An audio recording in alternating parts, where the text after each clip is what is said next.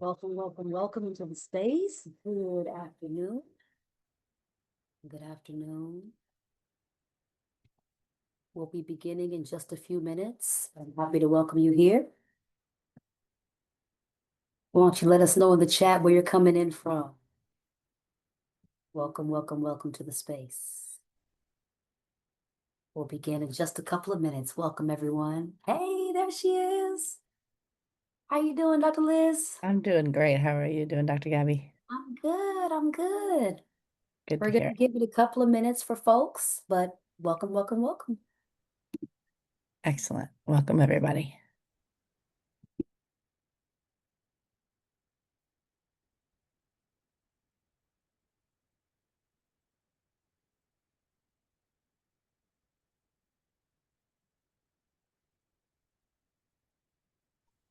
As you're coming in, please feel free to let us know what town or city you're coming in from. If you're representing an organization, we love to know that too. We're always excited to know who we have in the room with us. We do these chats as traditional Zoom rooms and not webinars because we actually want to see the folks who are in the space. So welcome, welcome, welcome. And for those who wish, feel free to turn your cameras on. And if you need to be camera off, we get that too. If you're eating lunch right now, because it is 1 o'clock in the afternoon on the East Coast, 12 o'clock Central Standard Time, that is just fine. You can have your salad or whatever the case may be and still have your camera on. We welcome you into the space, whatever you might be bringing to it today. It's the intersection of social justice and digital engagement. You want to hear it? Yes, yes. Oh, sorry, I'm talking to my husband. Oh, okay. I When you thought said I you was wanted to hear it, I muted. thought you had an example for us. I was waiting for the example. All good. Welcome, Regina. Well, we need etiquette, that's for sure. All good. I'm seeing some folks from St. Augustine's Roman Catholic Parish. Got some New Yorkers in the space. Some folks from Kentucky. I see at least one of our TIDEL fellows, Reverend Dr. Kathleen Wright, is in the space. This is great. Folks are still joining. Welcome to all. We're in for a treat today. And I don't know if we have any veterans in the space, but if we do, happy belated Veterans Day. For those who might have served our country, we definitely want to honor you. That Veterans Day was this week, so it's still your week. Right, come on in, folks. Right, still letting a few more people in, and then we'll get going. Awesome, great to have a wonderful mix of representation here. St. Augustine's in Baldwinsville, New York. Okay, wonderful. Thank you for letting us know exactly where you're located, Dave. Great, great, great. I see a few more of our TIDEL fellows coming in. Dr. K, one of our TIDEL fellows, is here. Good morning. Good day, I should say, right? Good day, right? Depending on where you are, what time. I see another TIDEL fellow is in here. Courtney is here with us.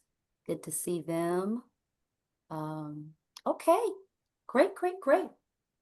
Well, everyone, welcome, welcome, welcome to our TIDEL Speaker Series.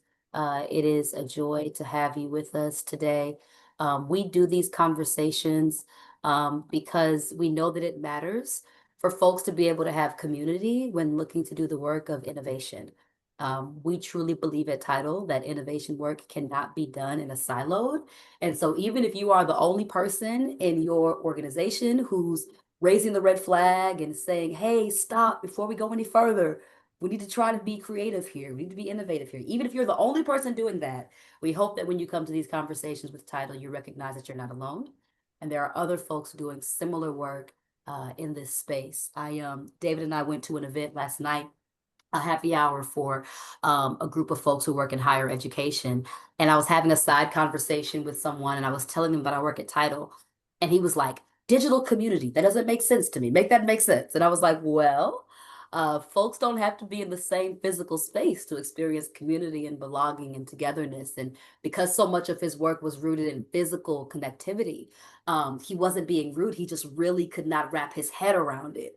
And as I began to share with him how so many times folks can feel alone until they connect, and that connection can be just as powerful online as it is in person.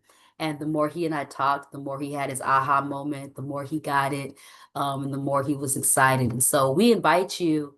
Part of why we say share where you are in the space is because sometimes it's helpful to see who's in the chat. Sometimes you want to send them a note and say, hey, I'm in the same area. Let's connect. I'm in the same region. Let's grab coffee. Let's talk about our shared work. Folks from similar denominations, you might see each other at denominational conferences, previous and post-TIDEL fellows, Kairos folks that are in the space. And so we invite you to use these speaker series opportunities as not only a way for you to receive information, but also a way for you to deepen and broaden your own networks and your own relationships. All right. I see our Director of Communications has joined us. Afshin, so good to see you. Afshin directs our communications department at Union. So thank you so much for being with us today. I know, I'm so excited. Yes, yes. Well, this will be a wonderful conversation. I see my colleague David is here, and I often like to begin these things with asking him to just greet us and welcome us. So David, take it away. Sure. Hi, everyone. And thank you for joining us today. As Dr. Gabby mentioned, these TIDEL Speaker Series events play an important role in the work that TIDEL set out to do about 3 years ago when we launched, which was to build community amongst progressive faith-based organizations that are looking to advance their mission through the uses of technology. At the very beginning, Reverend Dr. Theoharis and the Kairos team were involved in conceiving of TIDEL and have been involved in TIDEL in various ways. And so this is really exciting to have this conversation today. TIDEL is a center based at Union Theological Seminary. We offer a range of programming from our fellowship programming to speaker series like this, to short courses, to our new TIDEL Virtual Community Network, which I'll paste in chat so you all can join that. Look forward to this conversation. The work of Kairos, the work of working with populations across political, economic, racial spectrum is also critical, and the role of technology is rarely in those conversations. So this is really exciting. Yes. So David, while I have you, Liz, you are one of our founding partners for TIDEL. So David, I want to know, what was the moment? How did you get Liz to just say, I'm all in? Like, what was the thing that was the aha moment that you remember as we were bringing TIDEL together? I mean, I think the goal with TIDEL was from the get-go was to bring key Union partners that were based at Union, doing work at Union, who could help TIDEL reach populations that were, varied. And I think the conversations we had with Kairos about particularly the Freedom Church of the Poor and the way in which technology obviously played a critical role in the ability to grow that into what it has become, which is truly unbelievable, both in terms of its impact and just the quality and the types of programming they offer. And so I think the fact that that there already was a use case and already Kairos was doing the work, I think the partnership made sense. At least that's my memory. I will say I wrote the proposal when I was in the middle of a COVID incident, so my memory may be foggy. I love that. Blame Well, Paxlovid. Liz, welcome to the space. Thank you so much for your yes before this was a thing, and your yes throughout it being an actual initiative that we are so proud of here at TIDEL. So we're just grateful to have you. Grateful to have you. Do we have any Kairos folks in the space? If you're representing Kairos, let us know in the chat.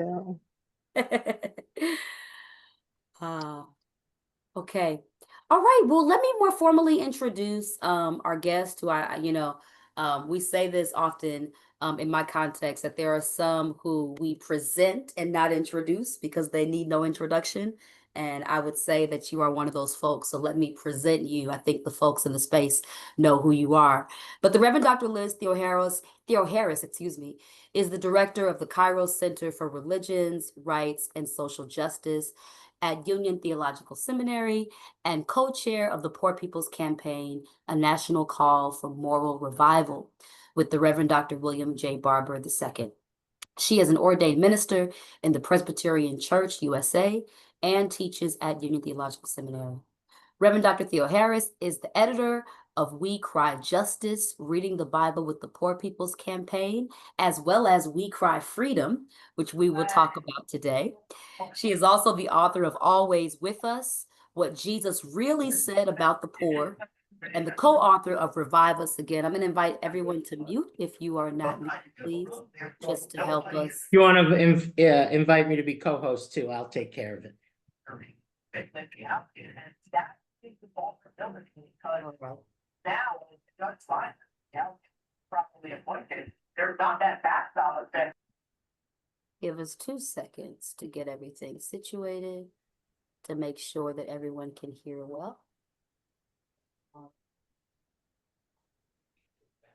Yes, I think I made your other avatar co-host, David, before you rejoined. Got it. Okay. All right. So, Dr. Liz Theoharis is also the author of Always With Us, ? What Jesus Really Said About the Poor, and the co-author of Revive Us Again, Vision and Action and Moral Organizing. She has been published in the New York Times, Washington Post, Time Magazine, Newsweek, Politico, The Hill, The Guardian, The Nation, Boston Review, CNN, Religion News Service, Sojourners, Religion Dispatches, The Griot, La Jornada, Salon, Slate, and elsewhere. Please help me welcome Reverend Dr. Liz Theoharis to the space. Welcome. Welcome, welcome, welcome. It's great to be here and Yes. necessary. So for the purposes of ease of conversation, first names are fine. Gabby and Liz. We'll just That's keep right. it easy. But Liz, thank you so much. Just want to give you first a couple of minutes, just to say hello to the folks when we hop into our conversation. Awesome. Well, it's really good to be here. I see a bunch of names and faces that I know and love. So thanks for joining us in conversation today. You know, these are not these are dark and dangerous times. And although I feel like I'm seeing like beautiful hope breaking through, it is just really good to be with people that are rooted in community. You know, clear that faith can power us, and deeply committed to justice and peace and love and truth, because there just isn't enough of it these days. Yeah, so well said. So well said. So today's conversation, we're talking about the intersection of social justice and digital engagement, and really rooting it around the latest text that you have, which is We Pray Freedom. And really just talking about this idea of freedom. Many of our fellows right now in our cohort are dealing with this idea of what does freedom look like, alongside the understanding that any digital engagement has some degree of surveillance, right? Has some degree of eyeballs that we didn't invite, some degree of tracking that we didn't expect. And yet there's been this accessibility renaissance, I would argue, with digital engagement, where folks of varying different social locales and abilities have been able to connect with each other and go deeply because of some of the opportunities to engage online. And so my first question is a bit of a framing question, because I think it's a question that will keep coming up in our talk today, is how do you in your own work evaluate the benefit of digital engagement and digital tools alongside the desire for freedom and for serving marginalized communities who need to be protected? Yeah, thanks for that. I mean, we have no choice but to use the digital tools that are available. You know, we in the Poor People's Campaign, and in other kind of organizing spaces of poor and low income people, were using Zoom years before the COVID-19 pandemic and shutdown, when the whole world, kind of had to get on a bunch of these technologies and use them, because where were we going to find the resources to be able to pull poor and unhoused and low income folks, to be able to strategize together, share experiences together, exchange lessons together. And although there is still some of what is called a digital divide, information technologies are really accessible, and really, prevalent throughout. And so, in fact, at homeless encampments right now, as they're being raised, much of the way that people are communicating and getting out what's going on is by using information technology, whether it's texting, whether it's videoing, and I think if we look over the last, decade, all of the biggest kind of uprisings, and I say that with like love, like that's a good word, uprising. It's like all the biggest uprisings that have happened, have been fueled by the use of technology and information technology and communication services. Like that's how we know what is going on in other places, how we try to hold the police accountable, how we try to make it so that when ICE kidnaps our relatives and our families and our friends, it doesn't go unseen.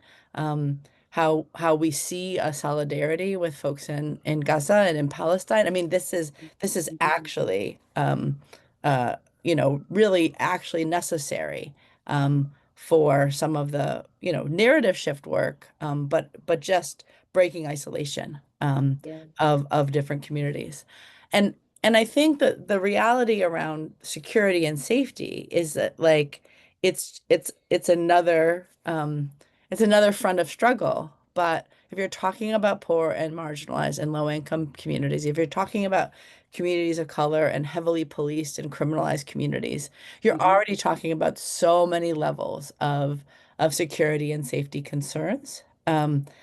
And also, therefore, so many levels of security and safety awarenesses. Yeah.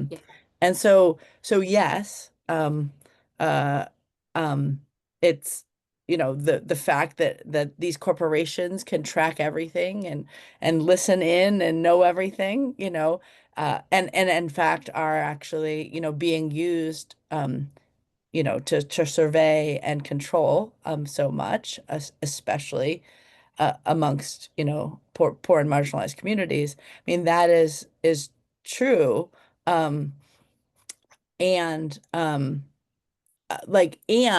I think what has been like connected to that is that you're actually more secure by the fact that you can reach out and break some of your isolation, um, Mhm.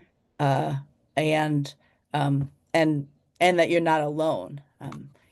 I was doing organizing 30 years ago in communities where cops and ICE agents were, I mean, they weren't called ICE agents at the time, but similar kind of law enforcement was coming in, and nobody knew what was going on. And there's still plenty of that happening, but the ability to be able to break isolation, I think, is, can't be underestimated.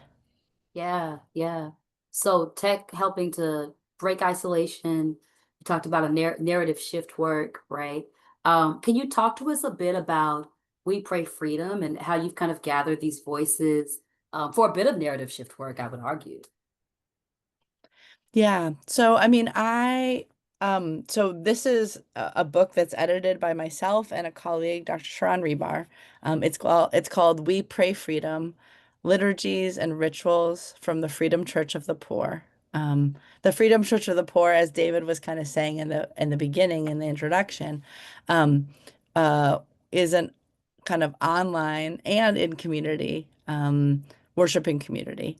Uh, we started in the early weeks of the pandemic shutdown, um, when a lot of houses of worship and churches were kind of scrambling to figure out what kind of spiritual community and to continue. and a lot of us and our colleagues felt really frustrated actually by some of the theology that was being put out in the moment.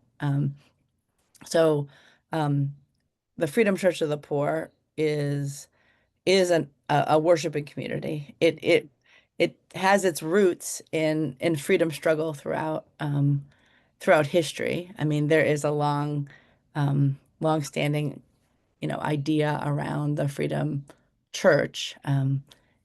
Many folks will know that the AME Church is sometimes called the Freedom Church, right? Yeah.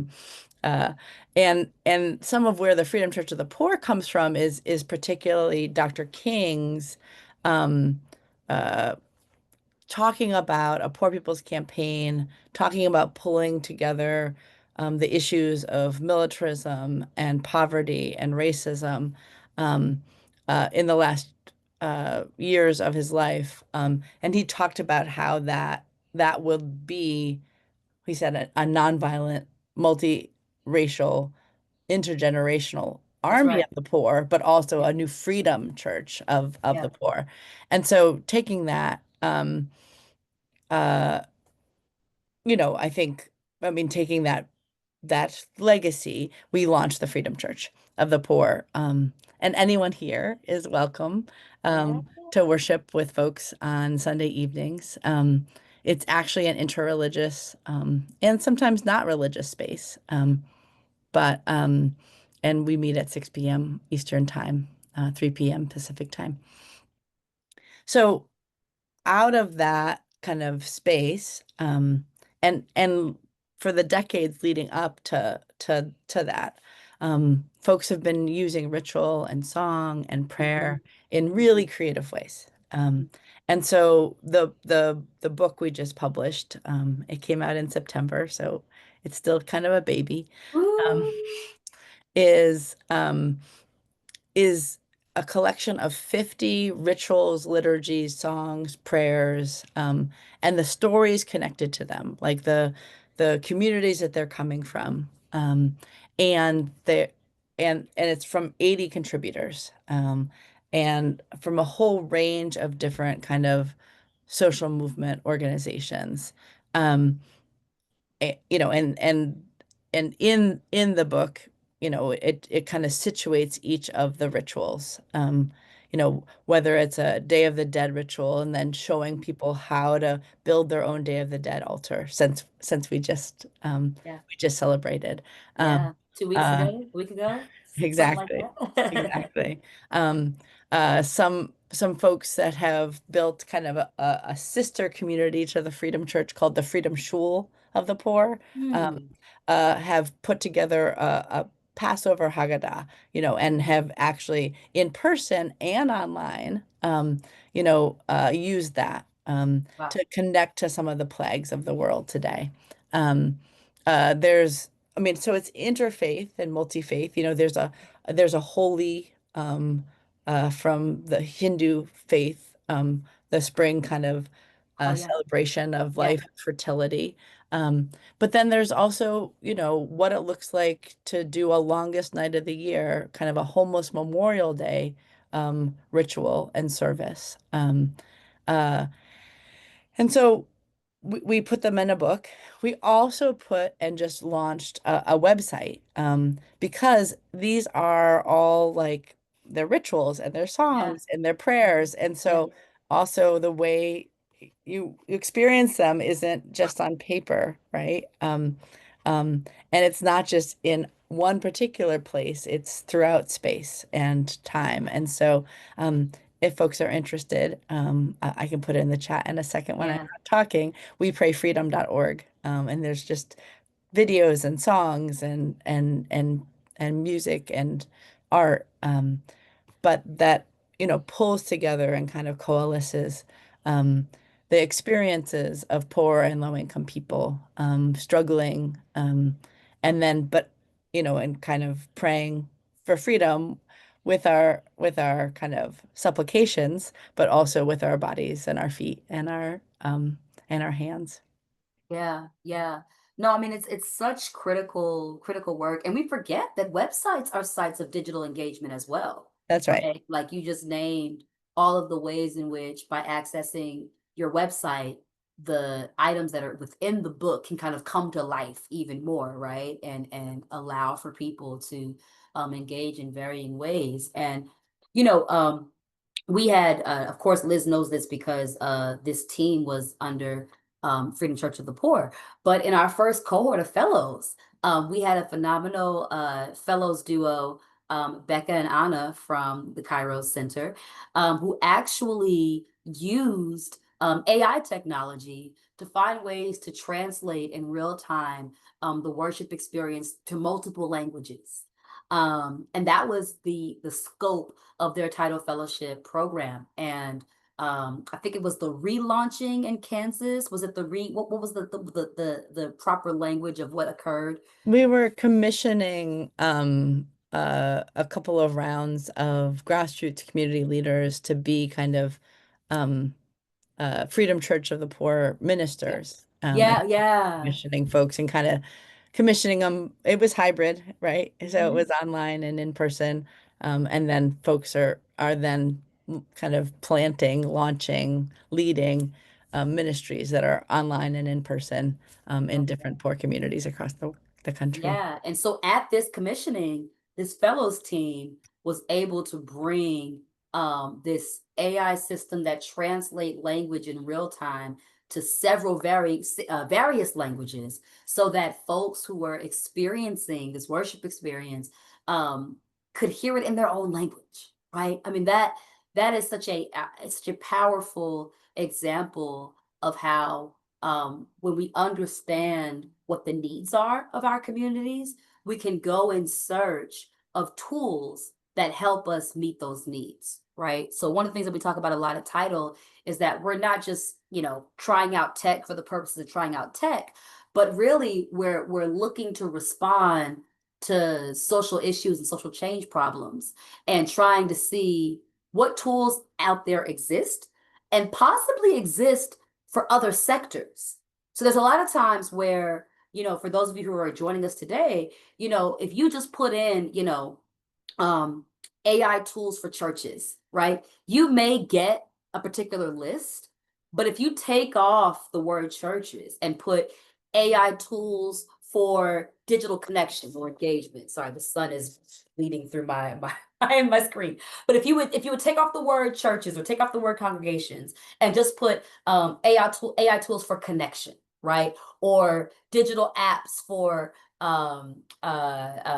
for community service or give back, what have you. Like if you change the search word and broaden it a bit, you would be surprised how much the work many folks are doing in their congregations can be amplified and also simplified by using tools that perhaps were not created for congregational use, but that have really great impact on the purposes of congregational engagement, right? And so I would ask, I don't want to make it all roses. So I do have, questions for you. I mean, a lot of the work that you do, Liz, both with the Poor People's Campaign and with the Kairos Center, is work that is against empire, and it's not always work that folks want to be seen done, because when you empower folks who are at the poverty line, you bring together a whole lot of folks across difference who realize there's more of them than those in power. And many would argue that that's what gets MLK killed in Memphis. It's when he does this coalition building work that is not siloed into just one particular kind of community. And so in that spirit, and for those who have joined, who work with marginalized communities, who are really concerned with making sure that they don't bring more harm to their doorsteps, right? Are there any best practices you can share with us about kind of taking informed risks? My guess is that there are moments in your work that you decide that, the greater good, is worth the possible challenge you might run into. But like, what would you say to folks who are looking for the perfect tool or the perfect device to get the point across, but also keep their folks well Just wondering how you make those kinds of decisions. Yeah, I mean, I think it's best to actually think the way we have used um um digital technologies and tools has been kind of trying to solve particular problems. And so and again, so often the problems that we're trying to solve are about breaking isolation, about getting untold stories out there, about facilitating relationship building and communication. Um, and so I think a lot of the kinds of tools we have used are things from, Zoom, to other kind of online networking tools, and and as well as then, all forms of social media. Uh, we we also, I mean, we are pretty sophisticated when it comes to actually security. And so, anyone that um, is working with kind of the larger networks that we're working with, like we try to do some significant trainings with folks about some of the dangers, whether it's of phishing attempts, and they're very sophisticated these days, whether it's around, where people are trying to get information, Yeah, um, yeah. uh, whether it's around actually information that people can find out about people like on the internet, and so helping folks to be able to take sensitive information about them off. One of the realities is that particularly law enforcement will and other kind of extremist, outside of the law enforcement will target vulnerable communities. And we'll do so by, whether it's figuring out where people's patterns are, and where they're going to be, um, whether it's actually trying to separate families and take kids away. And so there's always an element of like that when we're talking about security, that there's like a digital security part of it. Mhm. And I like that you're saying so you're training moderators or folks on your end, or do you train anyone who comes into a shared We digital space? we train folks that are coming not just into shared digital spaces, into any shared space, Okay. just because so much of the world these days has this digital and information part of it, right? And so um, so we try to make sure that, like, for sure the folks that are coming around, that are um, moderators or organizers or staff, are trained, um, but that actually that part of our security is having everybody have kind of the information at their disposal um, about uh, where people are, Yeah. and where people can be vulnerable. I think that also speaks to an overall approach um, that we have, where before we do anything, whether it's online or in person, um, we establish some principles that actually that we're going to adhere to, and that we're asking anyone that's doing work with us will adhere to. And those principles are positive, right? Those principles are about why we're trying to do the thing we're trying to do, and what's going to help us to get there. I mean, we are always bringing people together across a lot of difference. And when you bring people together across difference, um, there have been some walls that have been built up. And that difference can be race and gender and sexuality. That difference can be religion or ideology and ideas. And and um and so if you're pulling people together across that difference, especially when some of those walls can be very high, it's really important for us to, establish how we're going to treat each other and how we're going to resolve conflicts. Um, so as to then, when a conflict arises or when someone is not being treated that way, that there's a basis there that this isn't arbitrary, that this is a line that was just crossed. Yeah, yeah. And we're gonna turn to questions in a moment. Sylvia's question is first, but before we get to Q&A from the room, I wonder if I could push you a bit to talk more. You talked about how you all really use digital tools to break down isolation. I'm interested, and I would gather that other folks in the room might be. How do you find um, how do you find community creation um, happening and gelling uh, most efficiently? So it's one thing to have a tool and everybody's on the tool. It's another thing for folks to feel engaged and connected on the tool in a way that your goal of disrupting isolation actually happens, right? There's a term called crowded loneliness that folks talk about in major cities, where folks can be in crowds but still feel lonely. In these major cities, they don't have anchor ecosystems of support. And so similarly online, if we're not careful, folks could walk away thinking, okay, I just need to get a digital tool active. But that doesn't always mean that it still gets to the disruption of isolation. It could just be another place where somebody feels like another number, right? But I know Kairos has done a great job of breaking isolation in shared space. So would you mind sharing a bit of the secret sauce of how you turn a digital space into a space that feels like connection is really happening? Well, I think that it's that the primacy is on the connection.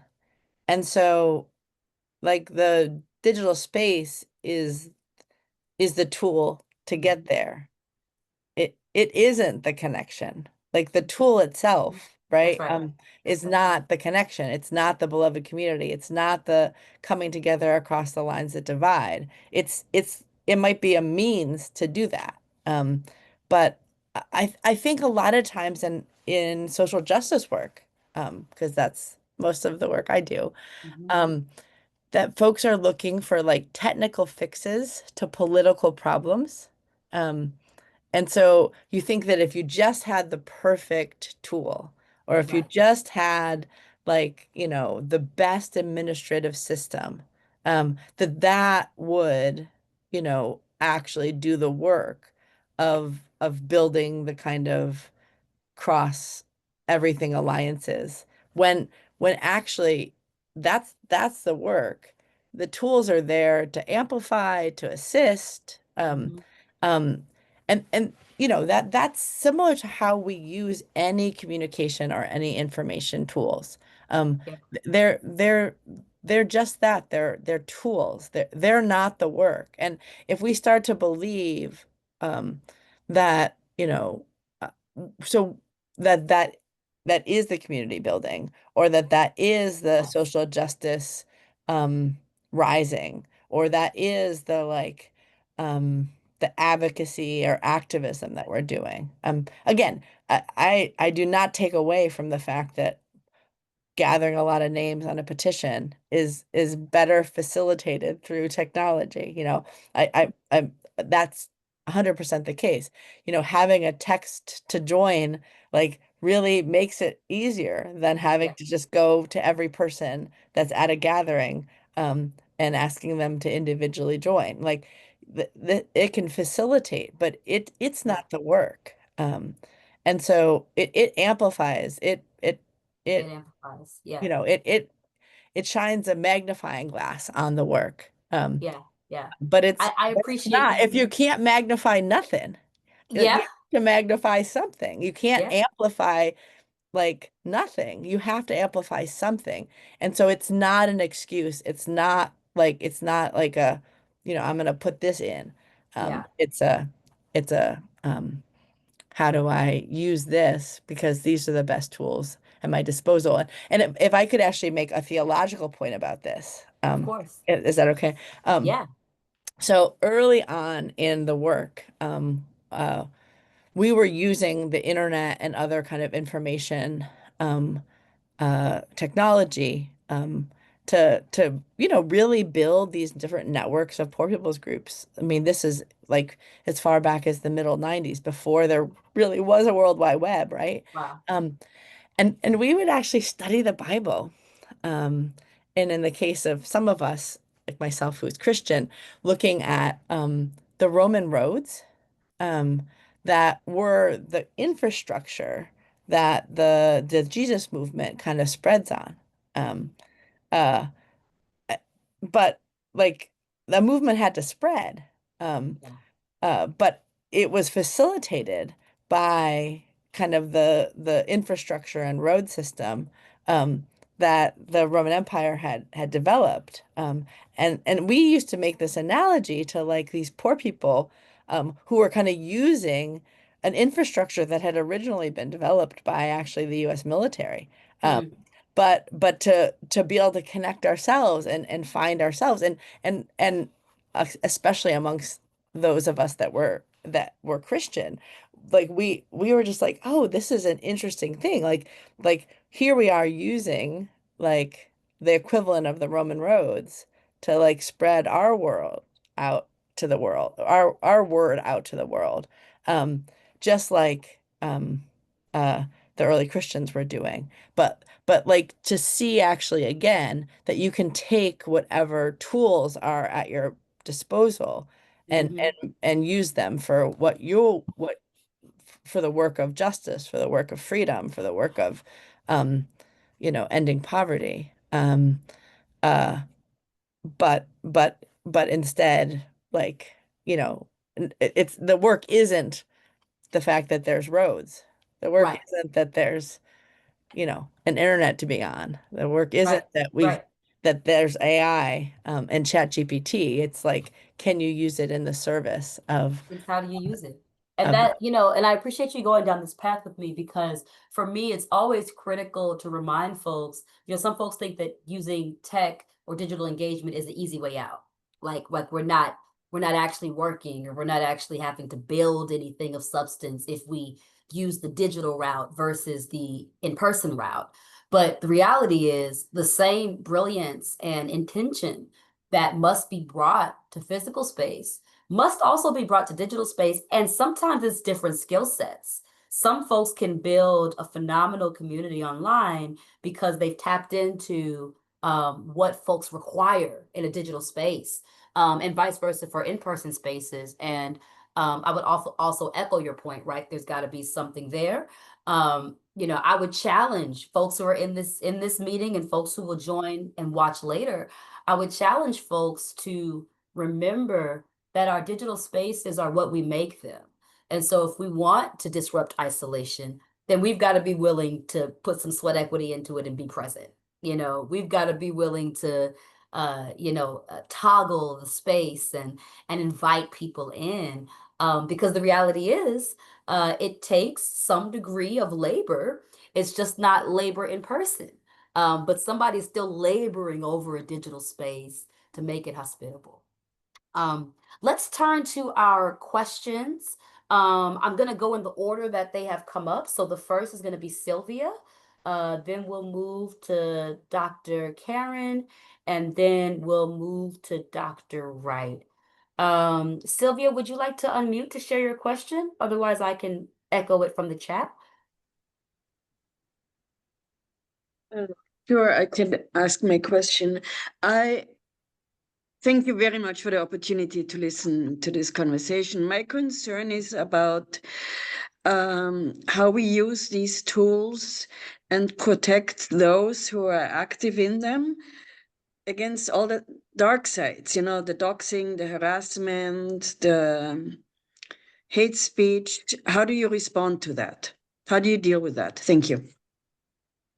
Yeah, appreciate that. I mean, I think I think I'm thinking two things, and Gabby, you might have more to add here too. Sure. Um, and it could be that I sound a little bit like a broken record, and I don't mean to be.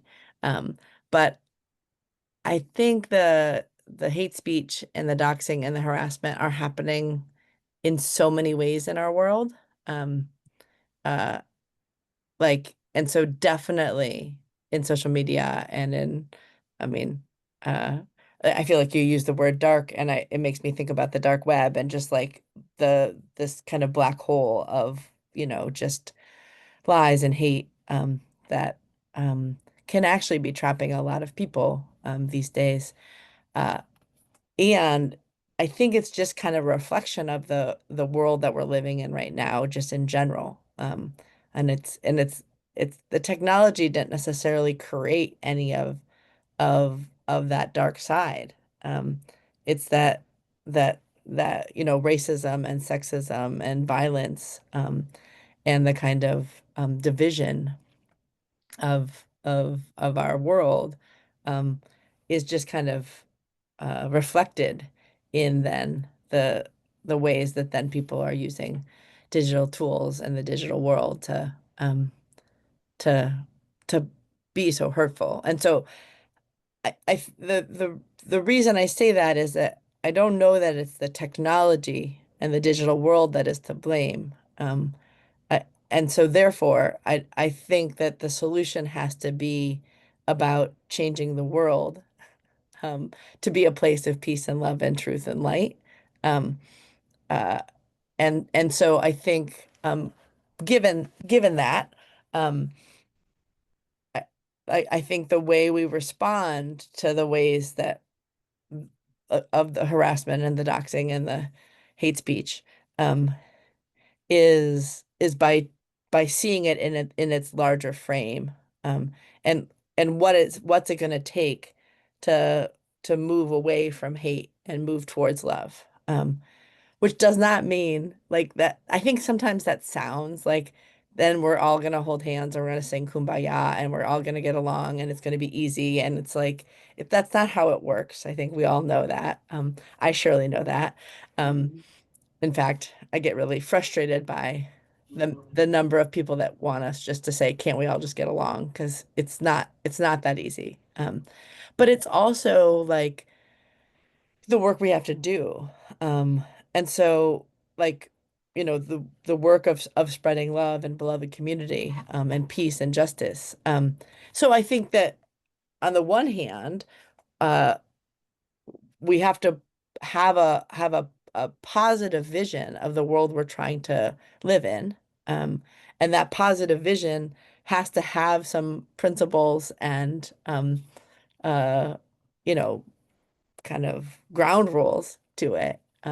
Not just like we're in a meeting and we're going to go over the ground rules, um, but just this is what we imagine and this is how we want to live. And if I can hop in here, and I've added the queue of folks who are next with questions. So next is Dr. Karen, then we've got Dr. Wright, then we've got Afshin. But if I can add in, what I would also add, Sylvia, to this kind of doxing hate speech question, I would echo everything that Dr. Liz offered, but I would also say that you can also decide as a community what conversations you feel comfortable having in public digital space versus in invitational digital space. So there are social networking options that feel very similar to Facebook or Instagram or TikTok and the like, but they're invitational. So platforms like Mighty Networks, which we just dropped in the chat earlier today to invite you all into, platforms like Graduate or Circle or any of the like, where you literally kind of build out a community of sorts and you invite folks into that space and you can have those best practices that Liz is talking about. You can have these agreements. You can more easily escort someone out who is continually breaching those agreements. There's also text messaging options that are communally based. So there's Discord.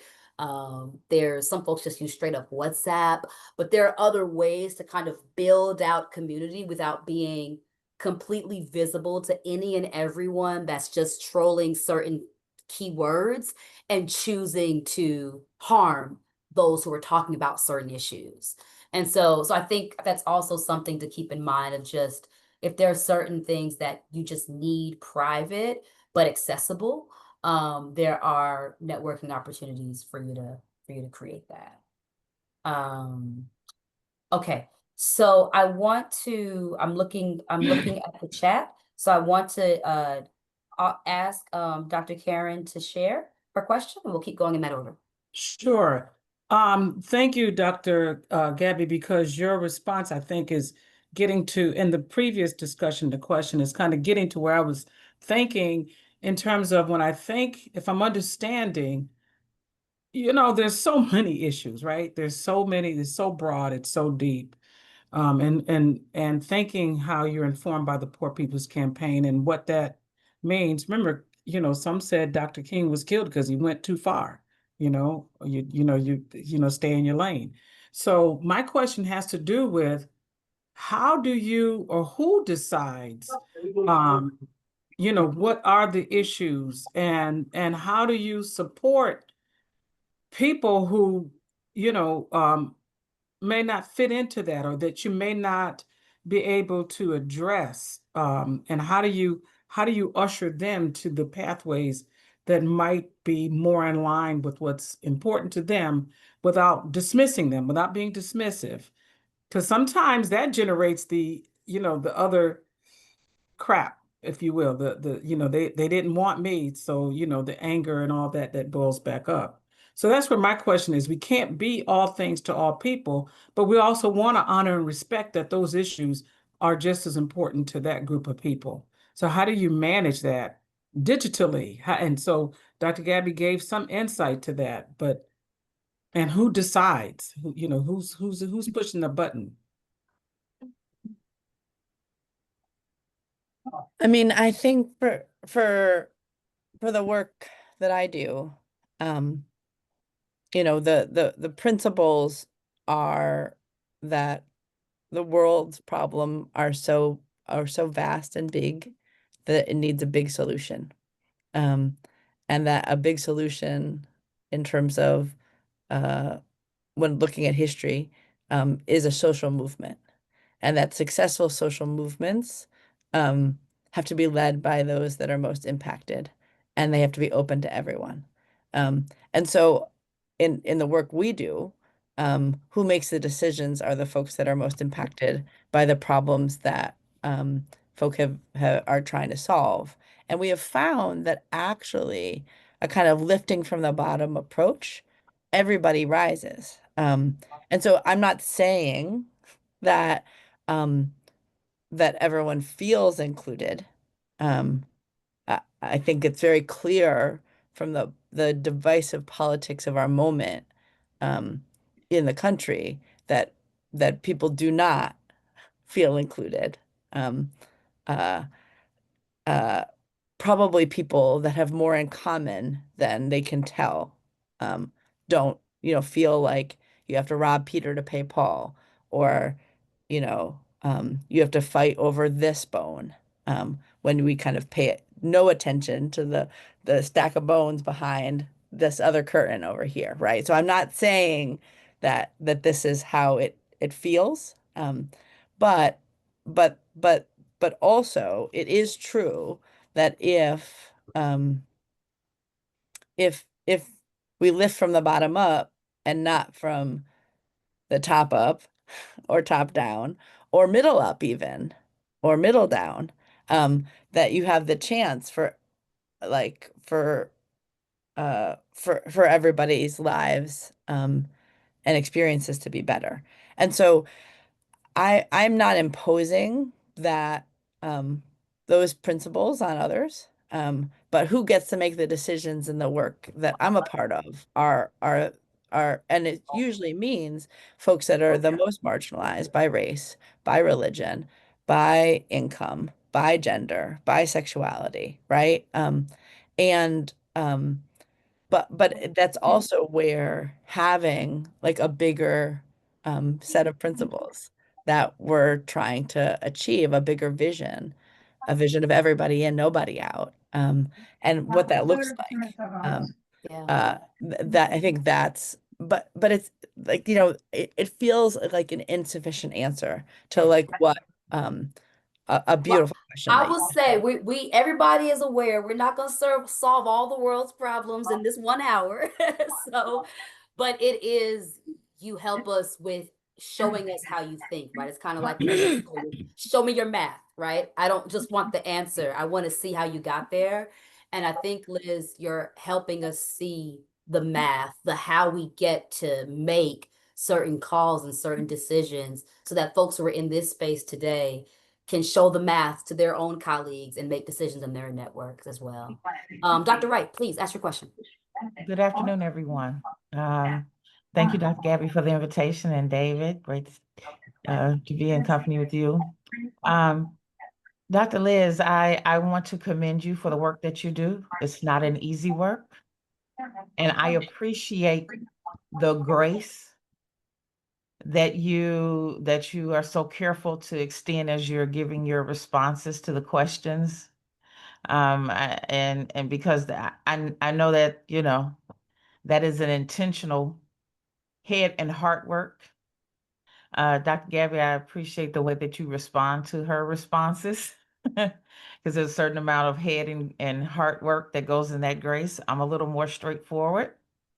Not that there's no grace in it, but I just like to keep things clear and easy to digest. When we are navigating the World Wide Web, just like we were talking about the Roman roads that were built, it was the Roman government that built the roads so that they could go from town to tax people, to steal from people. But as all things, when God allows us to create certain things, He also plants within the hearts of His people ways to use it to bring hope, to travel with a message of hope, and support, love, and giving.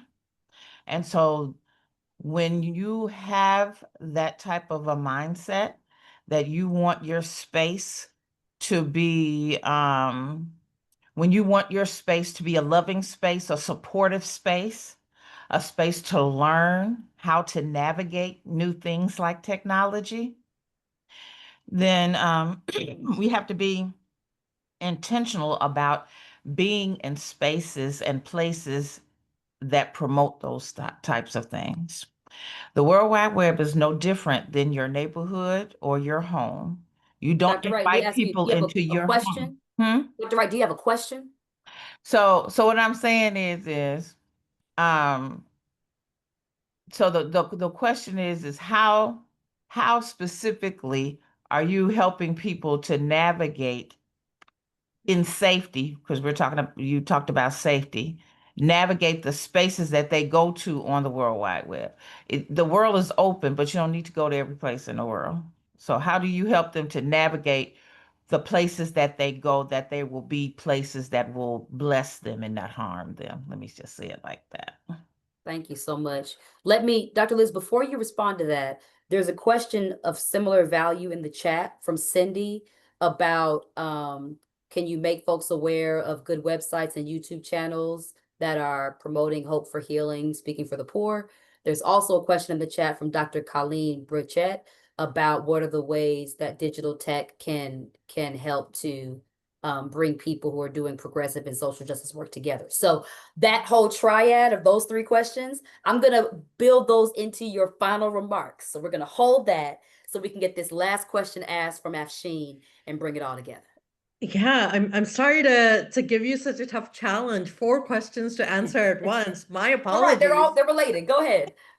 So my question is, I have a former colleague from Rutgers who posted recently that her son shared with her, who's now in college, that when he was 9 years old, that he was targeted on social media with ads and programming that were trying to make him extreme right wing. And that, his friends were being, his male friends who were the same age were being targeted in similar ways. And they were all, white young boys who were being targeted who were ages 8 or 9. And they continued to be targeted in that way over social media, over the course, till they got to college. And this young man was sharing this with his mother now. She had no idea when it was actually happening. And he said the reason, a lot of his friends bought into what was being preached there, but he did not, because his parents made it a point to talk about social justice issues at home, to talk about issues of racial justice. And that was like key and very formative to him in his experience to become more informed and to counter any disinformation he was getting on social media. And so I wonder, as you talk about digital engagement and social justice, how do we counter forces that are working against that, right? And so that's my question. And you have like 2 minutes to wrap that all up. Well, I feel like you were actually just answering all of it with that story, right? I mean, it kind of goes back to, I mean, we have to be building in the world, like with our hands, with our feet, with our bodies, the kind of beloved community that we need for everyone. And when we do that and we commit to the principles of justice for all, everybody in, lifting from the bottom, then I think people are able to figure out how to to kind of maneuver in a world where that is not the case. I mean, like, so the fact that that one young man's family had instilled in him values of justice and racial justice and kindness made him less susceptible. It makes me think a little bit about, this favorite story that folks always tell in social justice circles of like, do you go up the river to stop the babies getting dropped into the river, or do you go, down the river and try to grab as many babies out of the river as you can? Or like, the saying of like, you teach a person to fish and they fish for a day, but like you give a person a fish and they get fish for a day, but you teach them to fish and they get fish for a lifetime. And then, organizers like to say, and you teach them how to organize. And when their river gets polluted, they know how to like get out of that. Right. And I just think we have to go back to the fact that right now, justice and racial justice and love for everybody and like abundance for all like are not the values of our world, and we're not going to be able to actually protect people from division and hate if we're not out in the world trying to make a difference. The former head of public health here in New York City, where I live, um, he wrote this beautiful article in the first couple weeks of the shutdown of the pandemic, where young people were out protesting racial injustice and the kind of the killing of Black and brown young men. And people were saying, this is not safe. And she said, this is more safe than kind of anything. For one, folks are wearing masks, they're keeping separate, but two, racism and poverty and injustice are the very fissures that something like COVID spreads on. And I found that so helpful. And I think about that all the time. Like, we cannot protect. I have teenagers. I think about how, like, how I'm going to protect them. We cannot protect them by just thinking if I put more controls on where they can go on the web, or if I Yeah. take their phone away during school, because that's what the people are doing.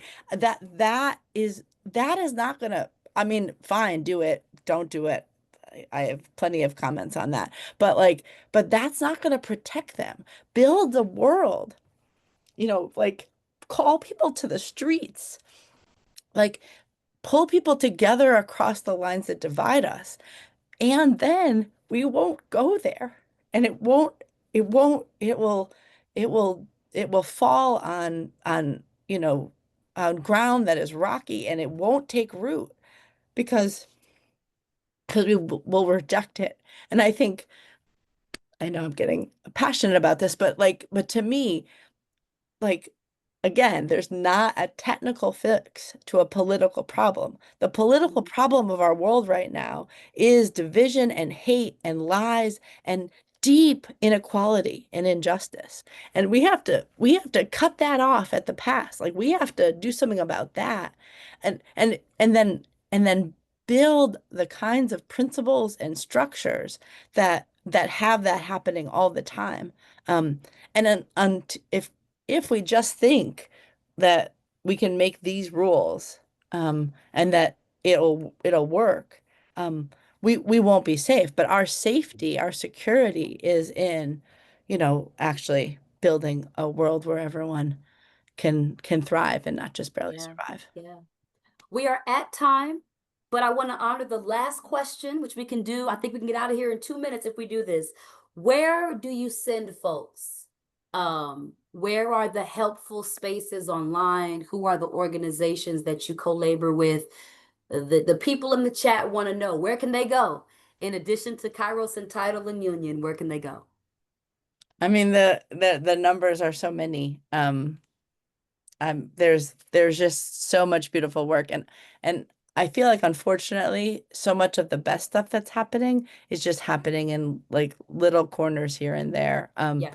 I think you can find, like, again, I'm like at Kairos, like, I think you can find hundreds of organizations that we work with if you check out our social media channels and our website. And if you All check right, out We folks. Pray Freedom, there's 80 folks and 80 organizations there.